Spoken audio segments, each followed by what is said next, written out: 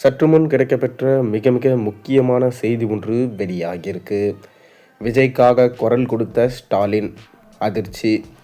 CBI, அமலாக்கத்துறை மற்றும் வருமான வரித்துறை வரிசையில் பாஜகவின் புதிய ஆயுதமாக சென்சார் போர்டு மாறிவிட்டதா முதல்வர் ஸ்டாலின் தெரிவிச்சிருக்காரு. ஜனநாயகன் படத்திற்கு சென்சார் சான்றிதழ் அளிக்க இழுக்கப்படும் சூழல்ல சென்சார் போர்டுக்கு ஸ்டாலின் கண்டனம் சொல்லியிருக்காரு. பொங்கல் பண்டிகையொட்டி தமிழ் சினிமாவில் விஜயின் ஜனநாயகன் மற்றும் சிவகார்த்திகேயனின் பராசக்தி ஆகிய திரைப்படங்கள் ரிலீஸ் ஆக இருந்தது.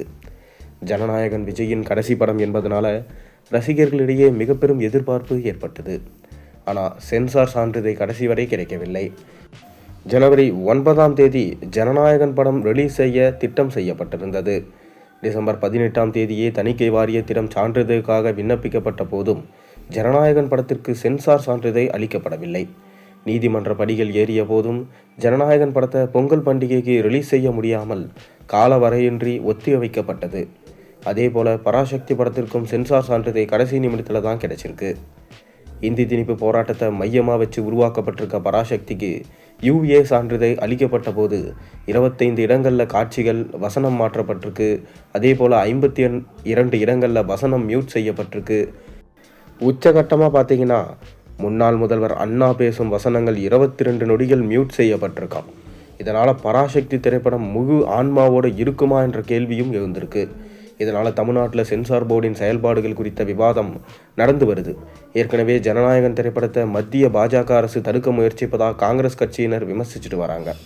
இந்த நிலையில் ஜனநாயகன் மற்றும் பராசக்தி படங்களுக்கு ஆதரவாக சென்சார் போர்டுக்கு முதல்வர் ஸ்டாலின் கண்டனம் தெரிவிச்சிருக்காரு. இது தொடர்பாக முதல்வர் ஸ்டாலின் தனது எக்ஸ் பக்கத்தில் சிபிஐ, அமலாக்கத்துறை மற்றும் வருமான வரித்துறை வரிசையில் பாஜகவின் புதிய ஆயுதமாக சென்சார் போர்டு மாறிவிட்டது, கடுமையான கண்டனங்கள் என்று பதிவிட்டிருக்காரு. இதனால் சென்சார் போர்டு மீதான விமர்சனங்கள் அதிகரிச்சிருக்கு. மேலும் தொடர்ந்து டிஎம்கே சார்பாக தான் ஜனநாயகன் படத்திற்கு அழுத்தங்கள் தரப்படும் என சொல்லப்பட்டு வந்த நிலையில் கடைசியில் பராசக்தி படமான டிஎம்கே படத்துக்கே அழுத்தங்கள் கொடுக்கப்பட்டு தான் வந்தது. கடைசியில் சென்சார் கிடைச்சதே படத்துக்கு போதும் என்று ஆகிப்போச்சு. தொடர்ந்து ஜனநாயகன் படத்துக்கு சென்சார் கிடைக்குமா? ஸ்டாலின் அதற்காக என்ன சொல்ல போகிறார்? ஸ்டாலின் சென்சார் போர்டிடம் தனது விவாதங்களை எவ்வாறு வைக்கப் போகிறார்? பொறுத்திருந்து பார்ப்போம். நீங்கள் என்ன நினைக்கிறீங்க? உங்கள் கருத்துக்களை மறக்காம கீழே கமெண்ட்டில் சொல்லுங்கள்.